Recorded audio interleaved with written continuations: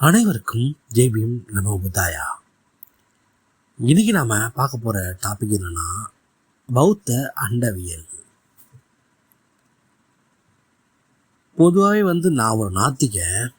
நான் ஏன் பௌத்த அண்டவியலை தெரிஞ்சுக்கணும், நான் ஏன் பௌத்தத்தில் இருக்கிற கர்மாவை தெரிஞ்சுக்கணும், நான் ஏன் மறுபிறப்பை பற்றி தெரிஞ்சுக்கணும். என்னுடைய நோக்கன்றது ஒரு விடுதலை தானே. நான் அரசியல் ரீதியாக சாதிய கட்டமைப்பு வெளியே போகணும். அதுக்கு நான் இதெல்லாம் தெரிஞ்சுக்க வேண்டிய அவசியமே இல்லை அப்படின்னு பல பேருக்கு தோணியிருக்கும். உண்மையிலேயே நான் பௌத்தம் ஏற்கும்போது எனக்கும் இதெல்லாம் தோணுச்சு. இன்னும் சொல்லப்போனால் நான் ஒரு வரட்டு நாத்திகவாதி. பௌத்தத்தை ஒரு வரட்டு நாத்திகத்தோடு தான் நான் அணுகினேன், சரிங்களா. ஆனால் சிலருடைய எழுத்துக்கள் இருக்குல்ல, பௌத்த அறிஞர்களுடைய எழுத்துக்கள், பண்டிதர் அயோத்தியாசர், பாபா சாஹேப் அம்பேத்கர், டிடி கோசம்பி, அப்புறம் லக்ஷ்மி நரசூசன் சொல்லிட்டு இவங்க எல்லாருடைய எழுத்துக்கள்லாம் நம்ம தேடி படிக்கும்போது நமக்குள்ள ஒரு விதமான மாற்றங்கள் நிகழும். நாம ஏன் பௌத்தத்தை பௌத்தமாகவே ஏற்றுக்கக்கூடாதுன்ற ஒரு எண்ணம் வந்துச்சு. அதுக்கப்புறம்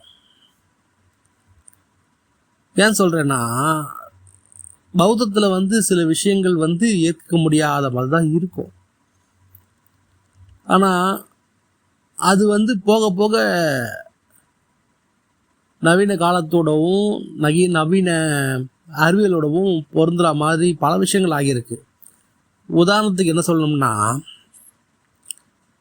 நவீன அறிவியல் அப்படிங்கிறது இந்த அண்டம் விரிவடையுதுன்னு சொல்லுது.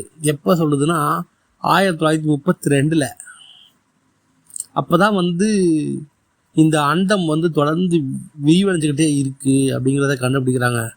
ஆனால் புத்தர் இதை 2500 ஆண்டுகளுக்கு முன்னாடியே சொல்லிட்டாரு, இந்த அண்டமானது விரிவடையும் அப்படின்னு.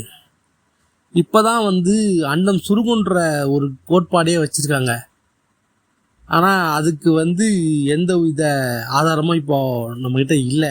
ஏன்னா இப்போ தான் அண்டம் விரிவடைஞ்சிக்கிட்டே இருக்குது. அது திரும்ப சுருங்க ஆரம்பிக்கும் போது நம்மளால் இருப்போமா இல்லையான்னு நமக்கு தெரியல. ஆனால் புத்தர் இதையும் சொல்லிட்டாரு, அண்டம் விரிவடையும் பிறகு சுருங்கும் அப்படின்னு. நவீன அறிவியலை பொறுத்த வரைக்கும் இந்த உலகத்தில் உயிரினங்கள் தோன்றியதுன்றது விபத்து. அதாவது டிஎன்ஏன்றது உருவானது ஒரு விபத்து. ஆனால் புத்தர் என்ன சொல்கிறாருன்னா, இந்த அண்டம் அப்படிங்கிறது முதல்ல விரியும், அப்புறம் சுருங்கும், மொத்தமாக அழியும், திரும்ப முதல்ல இருந்து ஆரம்பிக்கும் அப்படின்றாரு.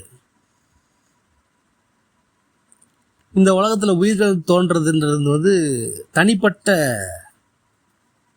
ஒரு நபரோ இல்லை தனிப்பட்ட யாரோ ஒருத்தர்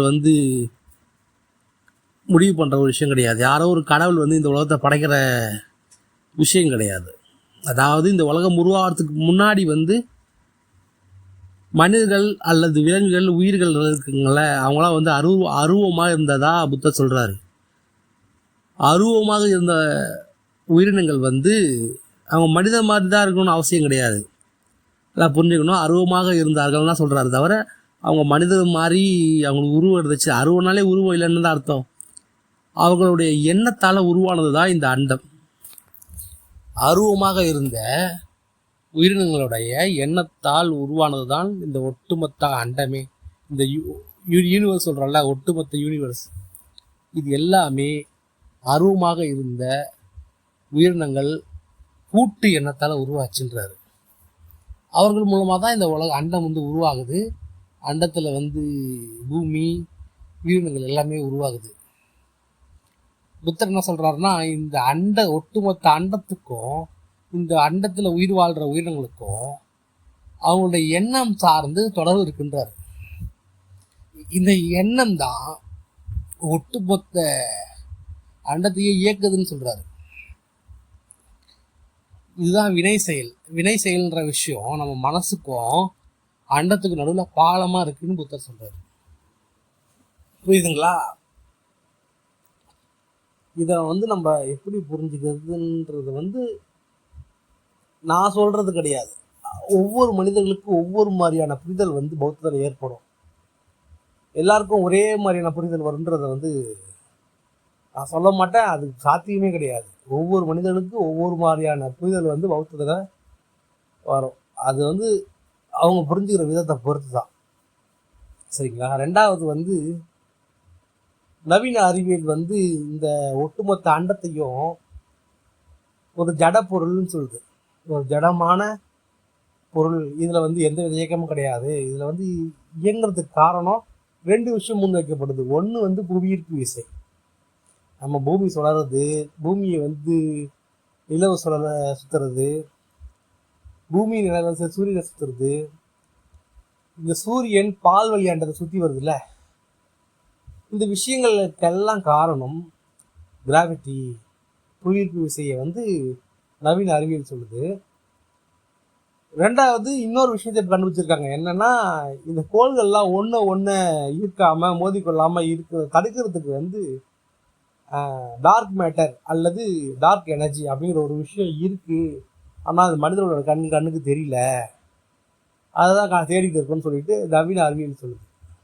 ஆனால் புத்தர் என்ன சொல்கிறாருன்னா, இந்த அண்டம் அப்படிங்கிறது ஜட பொருளால் ஆனது கிடையாதுன்றாரு. இது காரண காரியங்களால் இயங்கிக்கிட்டு இருக்குன்னு சொல்கிறாரு. இந்த இயக்கத்துக்கு காரணம் மனிதர்கள் எண்ணங்கள். நம்ம எண்ணம் தான் எனர்ஜியாக கன்வெர்ட் ஆகி, அதான் ஆற்றலாக கன்வெர்ட் ஆகி இந்த உலகத்தை இயக்குது அப்படிங்கிறாரு. ரெண்டாவது, இந்த ஒட்டுமொத்த அண்டமே மகா மேருமலை அப்படிங்கிற ஒரு அமைப்பு மேலே தான் நிற்குதுன்றாரு. இது கொஞ்சம் ஏற்றுக்கிறது கஷ்டமாக இருக்கும். ஆனால் பௌத்த அண்டவியலை பொறுத்த வரைக்கும் மகா மேருமலை அப்படிங்கிற ஒரு அமைப்பு மேலே தான் நிற்குதுன்றாரு. இந்த மகா மேருமலையை சில பௌத்த அறிஞர்கள் என்ன சொல்கிறாங்கன்னா, மனிதனுடைய முதுகு எலும்பை தான் புத்தர் மகா மேருமலையாக வர்ணிக்கிறாரு. ஏன்னா பௌத்த எல்லா மனிதர்களுமே முதுகெலும்பு அப்படிங்கிறது ரொம்ப முக்கியமான விஷயம் இல்லையா? அதுக்கு மேலே நம்ம தலை இருக்குது. தலைக்குள்ளே தான் நம்மளுடைய மனசு இருக்கும்னு வச்சுப்போமே. மூளை கிட்டத்தட்ட மூளை தான் நம்ம மனசு. நம்ம இதயத்தை மனசு சொல்லுவோம். ஆனால் உண்மையிலேயே கான்ஷியஸ் அன்கான்ஷியஸ் எல்லாமே மூளைக்குள்ளே தான் இருக்குது. இந்த முதுகெலும்புக்கு மேலே தான் நம்ம தலை இருக்குது. தலை தானே இந்த ஒட்டுமொத்த மனசையும் தாங்குது. அதனால் புத்தர் நம்மளுடைய முதுகெலும்பை தான் மகா மேருமலை அப்படின்னு குறிப்பாக சொல்கிறாரு, குறியீட்டு மூலமாக சொல்கிறாருன்னு சொல்லிட்டு நிறைய பேர் சொல்கிறாங்க. இந்த மகா மேருமலைக்கு மேலே அண்டம் இருக்குது. அண்டத்தில் உலகம் இருக்குது. அந்த உலகத்தை 3ஆக பிரிக்கிறார் புத்தர். என்னவா பிரிக்கிறாருன்னா, அரூபலோகம், காமலோகம், ரூபலோகம் அப்படின்னு சொல்லிட்டு 3ஆக பிரிக்கிறாரு. இதில் அரூபலோகம் அப்படிங்கிறதுல யார் வாழ்வான்னு கேட்டிங்கன்னா, இந்த உலகம் தோட்டத்துக்கு முன்னாடி இருந்தாங்கல்ல, அவங்கள போலவே உயிரினங்கள் வசிக்கக்கூடிய இடம் தான் அரூபலோகம். அங்கே இருக்கவங்க எப்பவுமே தியானம் பண்ணுறது, சிந்திக்கிறது, இந்த மாதிரியான பெரிய விஷயங்களை பண்ணுவாங்க. முக்கியமாக நல்ல வினைப்படம் செஞ்சாங்க இல்லையா, அவங்க போய் சேர்ற இடம் தான் அது. அதுக்கு அடுத்து கடைசியாக இருக்கிறது ரூபலோகம். இங்கே இருக்கிற உயிரினங்கள் எப்படி சொல்கிறதுனா, இந்த மனிதர்கள் மாதிரி தான் இருப்பாங்க, விலங்குகள் மாதிரி தான் இருப்பாங்க நம்ம சொல்லவே முடியாது. அவங்க எப்படி வேணா இருக்கலாம் ரூபத்தில். தீய வினைப்படம் செய்கிறதால இங்கே வராங்க. ஆனால் இங்கே வராங்கல்ல, இந்த அரூபலோகமாக இருக்கட்டும், ரூபலோகமாக இருக்கட்டும், காமலோகமாக இருக்கட்டும், எந்த உலகமே யாருக்குமே நிரந்தரம் கிடையாது. நான் புண்ணியம் பண்ணிட்டேன், நான் சொர்க்கத்துக்கு போவேன், சொர்க்கத்தில் நிரந்தரமான இடம் சொல்லுவாங்களே, அந்த கான்செப்ட் பௌத்தத்தில் கிடையவே கிடையாது. இங்கே அழியாததுன்னு எதுவுமே கிடையாது. எல்லாமே அழியக்கூடியது. நம்முடைய நல்ல வினைப்பயன் தீர்ற வரைக்கும் நாம் ரூபலோகத்தில் இருக்கலாம். அதே மாதிரி தீய வினைப்பயன்கள் தீர்ந்து போகிற வரைக்கும் நாம் அறுவர லோகத்திலே இருக்கலாம். ஆனால் ஒரு நாள் கண்டிப்பாக தீர்ந்து போகும். நம்ம தீய இது முடிஞ்சதுக்கப்புறம் தாராளமாக நம்ம இன்னொரு பிறப்பெடுத்து ஒரு அருவலோகத்துக்கும் போகலாம். அருவலோகத்தில் அந்த இது முடிஞ்சதுக்கப்புறம் திரும்ப மறுபிறப்பெடுத்து காமலோகத்துக்கும் போகலாம், அதாவது பூமிக்கும் போகலாம். அங்கே போய் புது பிறப்பெடுக்கலாம். ஆனால் இந்த பிறப்புன்றது வந்து திரும்ப திரும்ப திரும்ப நடந்துக்கிட்டே இருக்கும். சரிங்களா? இது வந்து இந்த சுழற்சியை வந்து எப்படி நிறுத்தணும் அப்படிங்கிறத தான் புத்தர் வந்து அவருடைய தத்துவத்தை சொல்லியிருக்காரு. இந்த சுழற்சி அப்படிங்கிறது தான் துக்கம். இது திரும்ப திரும்ப திரும்ப நடந்துக்கிட்டே இருக்கு. சரிங்களா? அதுதான் வந்து புத்தர் தன்னுடைய தத்துவங்கள் மூலமாக நமக்கு விளக்குறாரு. அதுக்கு அடுத்து அறிவியலை பொறுத்த வரைக்கும் காலம் அப்படிங்கிறது வந்து ஒரு லீனியரான ஒன்று. ஒரு இடத்துல ஆரம்பித்து இன்னொரு இடத்துல முடியுது. ஆனால் அது எங்கே முடியுதுன்னு யாருக்குமே தெரியாது. ஆனால் புத்தர் என்ன சொல்கிறாரு? காலத்தை வந்து ஒரு சுழற்சின்னு சொல்கிறாரு. ஒரு இடத்துல ஆரம்பித்து திரும்ப வந்து அது அதே இடத்துல முடியுதுன்றாரு. ஒன்றுமே இல்லாத இடத்துல ஆரம்பித்து திரும்பவும் அதே இடத்துல வந்து முடியறதுக்கு காரணம் இதனால தான் அண்டம் வந்து விரிவடைஞ்சு திரும்ப சுருங்குதுன்றாரு. அதான் புரியுதுங்களா? இப்போது காலம் லீனியராக இருந்துச்சுன்னா அண்டை வந்து அந்த காலம் எந்த அளவுக்கு எங்கே முடியுதுன்னு யாருக்குமே தெரியாது. அது முடிகிற வரைக்கும் போயிட்டு திரும்ப வந்து சுருங்க ஆரம்பிக்கும் போது அந்த போய்கிட்டே இருக்கும். எப்போ சுருங்குது எப்போ விரிவடையுது நம்மளால் சொல்லவே முடியாது. ஆனால் புத்தர் என்னன்றாருன்னா, காலம்ன்றது வந்து ஒரு சுழற்சி. இங்கே வந்து உலகங்கள் தோன்றும் திரும்ப உலகம் அழியும், அண்டம் தோன்றும் திரும்ப அண்டம் அழியும். ஒட்டுமொத்த உலகங்கள் அழியும் போது அதில் இருக்கிற உயிரினங்கள் வந்து ரூப வடிவத்தில் இருந்து அரூப வடிவத்துக்கு மாறிடும். அவங்க எல்லாருமே ஒன்றா சேர்ந்து கூட்டாக சிந்திச்சு ஒரே எண்ணத்தை ஆற்றலை வந்து வெளியிட்டாங்கன்னா அது மூலமாக திரும்பவும் வந்து அண்டம்ன்றது தோற்றுவிக்கப்படும், பூமி தோற்றுவிக்கப்படும், பூமியில் வந்து உயிரினங்கள் தோன்றும். சரியா? உயிர் அப்படிதான் டிஎன்ஏ அப்படிங்கிறது வந்து உலகத்தில் தோன்றும். இதை வந்து ஒரு சுழற்சி, ஒரு ப்ராசஸ் மாதிரி இது திரும்ப திரும்ப திரும்ப இது நடந்துக்கிட்டே இருக்குன்றார் புத்தர். ரெண்டாவது முக்கியமானது வந்து பல உலகங்கள் கோட்பாடுன்னு சொல்லுவாங்க. மல்டிவர்சஸ் கேள்விப்பட்டிருப்பல, அந்த மாதிரி இந்த உலகம் மாதிரியே கோடிக்கணக்கான உலகங்கள் இருக்குன்னு புத்தர் சொல்கிறாரு. இந்த கான்செப்ட் எதுக்கு இதுக்குள்ளே வருதுன்னா, ஆரம்ப காலத்தில் உலகத்தில் வந்து மக்கள் தொகை ரொம்ப கம்மியாக இருக்கும்.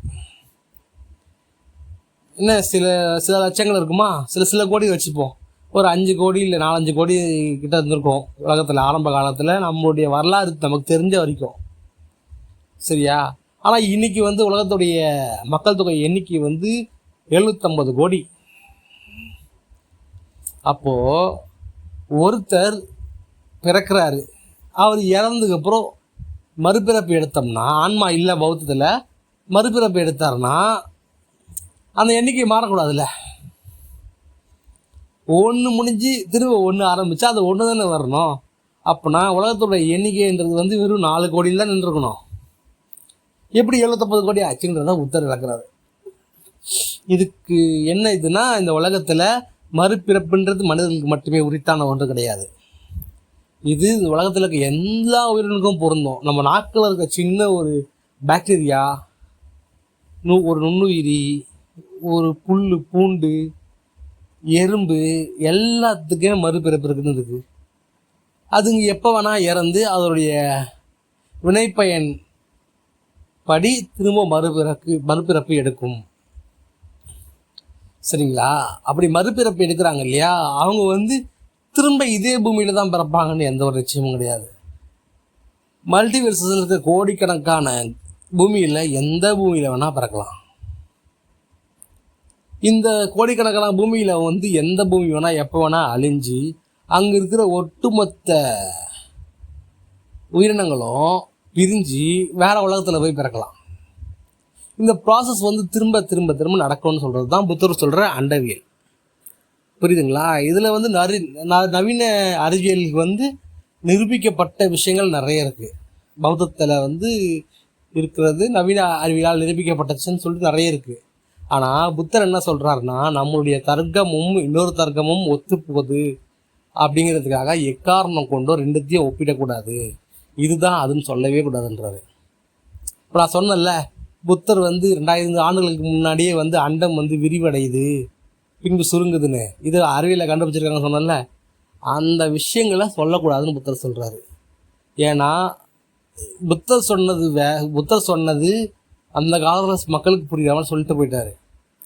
சரிங்களா? அதை கொண்டு வந்து அவங்க கஷ்டப்பட்டு கண்டுபிடிச்சது. சரிங்களா? பௌத்தர்கள் கண்டுபிடிக்கல, வேற யாரோ ஒருத்தர் கண்டுபிடிச்சாங்க. அது கூட நம்ம வந்து ஒப்பிடும்போது அவங்களுடைய கிரெடிட்டை நாம் எடுத்துக்கிற மாதிரி ஆகிடும்.